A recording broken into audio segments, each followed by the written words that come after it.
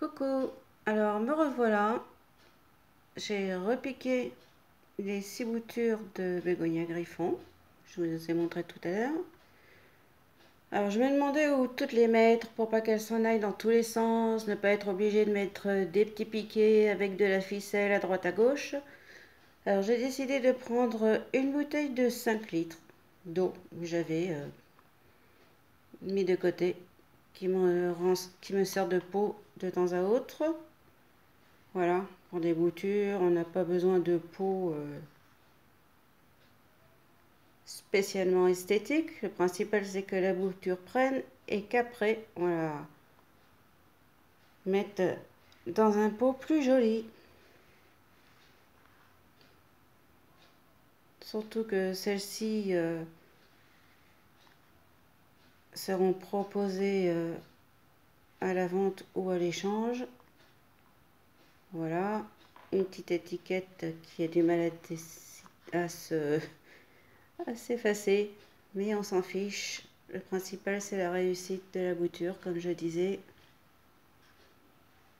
Un pot percé, bien sûr, hein, pour que l'eau qui est en plus s'échappe, parce que le bégonia n'aime pas avoir les pieds trop dans l'eau. Il faut juste un petit peu d'eau de temps à autre. Donc voilà, dedans ce que ça donne. J'ai mis les billes d'argile au fond, comme vous avez pu le voir.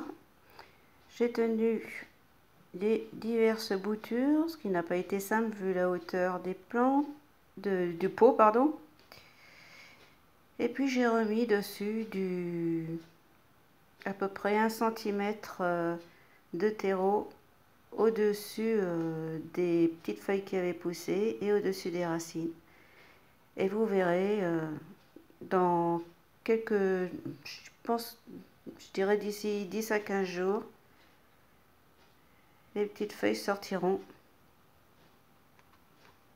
Je vous tiendrai au courant.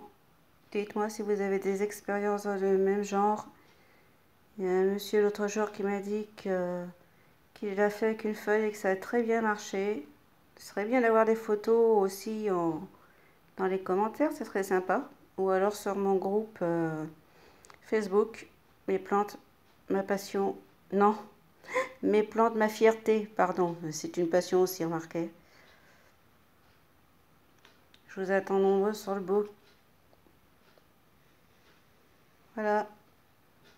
Je vous souhaite une très belle fin de journée. Et je vous dis à très bientôt.